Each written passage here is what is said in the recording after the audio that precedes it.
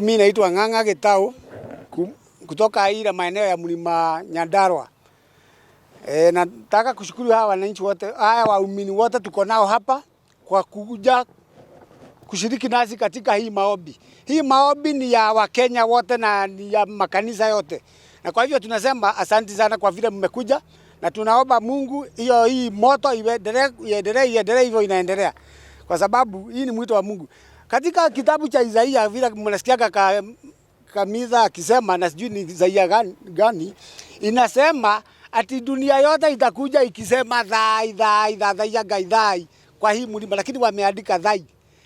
Si thai.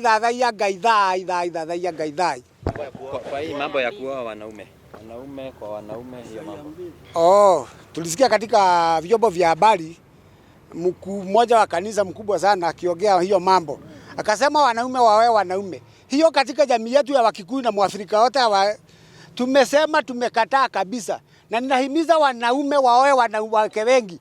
Oeni wanawake hawa wote mnaona hapa ambao hawana the single mothers. Muwe tukaone hawa watoto na hawa mama. Hiyo ndio mila ya Mwafrika na Mungu atatubariki.